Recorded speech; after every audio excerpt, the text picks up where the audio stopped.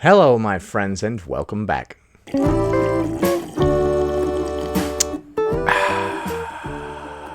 Today, we're going to be learning a little bit about Jordan Underwood's weight loss journey. On TikTok, she goes by the name of FeministLandWhale. You've seen her before. Let us dive right in. I don't know why I rolled my R. Let us dive right in. Comment reads, "My God, just go on a diet. It's not hard." Honestly, even though I like to take the piss out of these people, that sort of comment is rude. You know, you just go up to somebody, "Hey man, did you ever consider not being fat?" It is rude, but let us continue. Yeah, I know it's not that hard to go on a diet. You want to know how I know? Because I've been on and off of diets pretty much my whole life. Alright, so going on diets your whole life didn't work.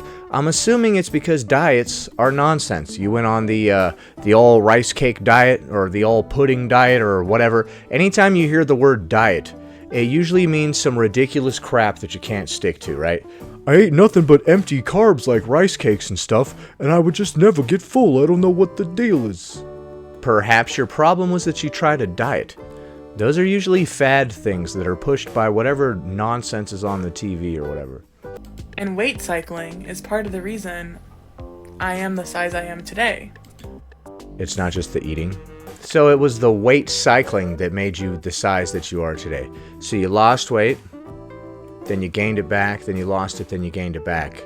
And that's why you're the weight you are today. Are you sure that the reason you are the weight you are today has anything at all to do with the losing weight part? I'm sure it doesn't have anything to do with that. The reason you are the weight that you are today is more from the eating part, not from the restricting part. You're like, it was the cycling that made me this big. I would restrict and then I would eat, and then I would restrict and then I would eat. No, it wasn't the cycle that did this to you. It was just the eating part. This is not some supernatural phenomenon, okay? We don't need to get a Ouija board to try to figure out what's going on here. We can just look at what the hell is happening and do the simple math. On this day, you ate X amount of garbage calories, and therefore you put on X amount of adipose tissue, fat. We don't need to bust out the Ouija board here. Because the thing about diets is that they don't work. If you don't stick to a diet, sure. So you were on a diet, right? And you lost weight. And then you stopped doing the diet and gained it all back. Therefore, diets don't work. So while you were on the diet, is that when you gained all the weight, or was it after the diet when you just decided to eat a bunch of garbage again? This is a valid question. Yeah, maybe you'll go on a diet. Let's say for me, I went vegan, I did intermittent fasting, and I worked out once a day. So I was on like a pretty strict diet. I ate like 12 to 1600 calories a day. Oh yeah, you did all that. So, you were vegan, you did intermittent fasting, you went to the gym every day, and you were in a caloric deficit. You did all of that. Well, I mean, if you really did any of that, which, you know, don't be mad if I don't fully believe you here, but if you really did all that, I can see why you perhaps did not stick to it and succeed. You chose to do 4 very difficult things all at the same time. I'm going to go vegan, I'm going to intermittent fast, I'm going to go to the gym every day, and I'm going to be in a caloric deficit. If you had done just one of those things, that would have been helpful to, you know, get you closer to your goal. Did you really just dive into the deep end of the pool head first there? While also being a student and working retail. Oh, shit. Okay. All right, you didn't mention that part before. All right, whatever crappy behaviors you have since you were a student and you were working retail at the time. Yeah, I can't really say anything about it. And I lost 80 pounds, and it was great. Well, there you go. So what happened?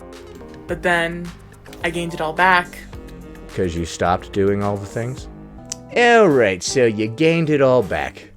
You were being vegan, you were intermittently fasting, you were in a caloric deficit, and you were going to the gym every day. And the calories just came in like a stork dropping off a baby, and they just dumped the calories right onto your back. I hate it when that happens, man. You know, when I'm not eating and I am exercising at the same time, but I somehow gain weight. It's crazy, dude. It's crazy how these physics work. They got a whole different set of physics over there on planet Fat Acceptance than we have here on Earth. Up is down, fucking black is white, wet is dry, man. It's crazy over there. And more, because weight cycling causes you to do that. Well, why did you cycle? You weren't supposed to cycle. You were just supposed to stay on the dieting part where you like eat less and move more. So your lack of self-control and ability to stay on the diet could be quantified as a failure on the diet's part for you. In your mind, this is not a failure on my part. This is a failure of the diet. You did a thing for a while, you lost some weight, and then you stopped doing the thing that made you lose weight, and you gained it back. Oh my God, this is crazy. I can't believe that happened. It's when you lose weight and gain it back, and lose weight and gain it back, and lose weight and gain it back. Yeah, when you don't stick to a thing, you just keep going back to your old ways over and over and over. It's kind of like when you got sober, but then you fell off the wagon and drank some more. And then you got sober for a little bit, and then you fell off the wagon and drank some more. And then you got sober for a little bit, and then you fell off the wagon and drank some more. Tell me how this is different. Sometimes when you gain it back, you gain back even more weight. Why? Why'd you do that? Sometimes when you gain it back, you gain back even more weight. Now, let me help you and change the language of that. Sometimes when I gain it back, I gain back even more weight. You see how much better it is when we take personal accountability and change the language to be more accurate? If you keep on blaming it on other people, you're never going to change. And I can tell by looking in your eyes that you do want to change. Are you stubbornly holding on to the concept of being fat just to be bullheaded? Like a bunch of people told you, you need to lose weight. And now just to stick it to them, you're like, no, I'm not going to do that. Just because you told me to. Oh, I don't need to do that. Oh. Like Napoleon Dynamite or some shit?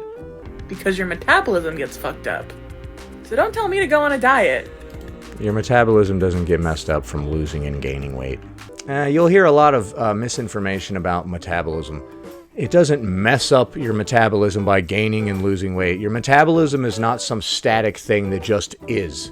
It changes day to day, hour to hour, based on the kind of food you're intaking and the kind of movement you're doing. When I was overweight, my resting heart rate was like 80 to 100 beats per minute. Today, my resting heart rate is between 45 and 55 beats per minute. And you know, it's because I'm always moving. When I'm not sitting on this couch making videos, I'm walking around the house all the time. I can't sit still, man. My metabolism is my own doing. Maybe you should work on intuitive eating, which is actually kind of hard. Is it hard to just do what your body tells you to do? Because it seems like you've been doing that forever. You would be a pro at this. But it'll probably be good for you. I know it's been good for me. I disagree. Alright, so this person is doing intuitive eating, which is weird because they don't seem to have a restrictive ED. I don't know why anybody would recommend that to people with obesity. I know that some other people have successfully done it. I believe that Michelle McDaniel, she has binge eating disorder herself, and somehow she manages to get through it using this intuitive eating thing. But dude, she ain't normal. She's not a normal person, dude. Just because she can intuitively not eat herself into an early grave doesn't mean the rest of you can, okay? I recommend for the rest of you that you do not eat intuitively if you're trying to lose weight. Your feelings and emotions are what got you into this mess. Now it's time to disconnect from those and just tap into the logic. I'm not saying, yo, be a dead animal that never acknowledges their feelings until they just well up so much and come crashing down on you one day. And then one day you're at dinner and grandma's like, yo, could you pass me the salt? And you're like, what the fuck is that supposed to mean, grandma? You piece of shit. Don't do that, okay? Don't just hold in all your feelings until you explode one time, like at that family reunion where a lot of people got hurt and we don't talk about it anymore. But don't do that. And that's not what I'm saying to do. I'm saying to put your logic over your feelings. In this next clip, we're going to take a look at things I hate as a fat person. We've looked at this creator before. They were featured in one of my What I Eat in a Day videos. This was that chick that I said was cool because she doesn't give a crap. Things I hate as a fat person. Things I hate as a fat person.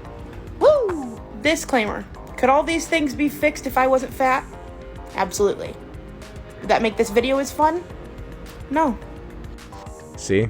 That's why I like her. That's why I like this chick. She's like, yeah, all this shit could be fixed if I wasn't fat, but, by the way, fuck you. I totally respect that. Number 1, booths. Am I gonna fit in the booth?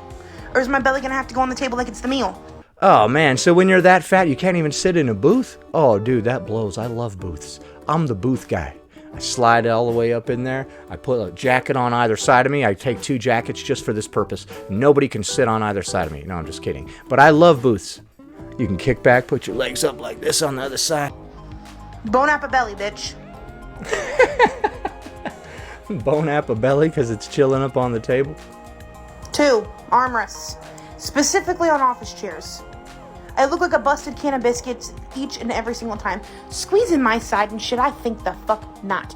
And those shitty little plastic ones that you set at a bonfire? No. 3, seatbelts. Now most seatbelts do fit me. They're not a one size fit all. You get into like an old Toyota Corolla, that bitch ain't going past here. Alright. 4. These are very similar complaints that we see from a lot of people in this community. Armrests, seat belts. Plus size clothing. Who said I wanted the ankle of my pants to literally be the circumference of the earth? And who said I wanted a shitty little saying on it, like live, laugh, whine about it, with some rhinestones and a cold shoulder? Yeah, I'm gonna have to agree with her right here. You know, just because she wants some big ass pants, it doesn't have to say live, laugh, love on there, some corny ass shit. Knock it off. And by the way, stop hanging those signs in your houses, all of you. If any of you are watching this video right now and you have signs in your house that say like live, laugh, love, family is home or some stupid shit, get them out of there, man. Your family is a bunch of cornballs. Get that shit off the wall. Part of the basic bitch starter pack. No. And to piggyback off of this, shapewear. What kind of back? Oh, you see what I did? I got the jokes, boy. You have to have shape for shapewear. What's it gonna do, make me more oval? Okay. You dislike shapewear. I believe shapewear is those super tight pants, right? Like, even if you're fat and jiggly and everything's hanging over all out and crazy and stuff, you put these pants on, and it's like magic, right? Everything that was hanging and sagging, all of a sudden, zoop, it sucks it right up, and now all of a sudden you're Kim K. Look at that booty, girl. Damn. When did Kim Kardashian come into the room? 2 seconds ago, Tammy Slayton was in here, and then all of a sudden you snapped on those pants, and now we got Kim K. So those were just some fat complaints. Like I said, I really like this chick. She's funny. She cracks me up. Anyway, that about does it. Thanks for watching, commenting, liking, and subscribing. And I'll see you in the next one.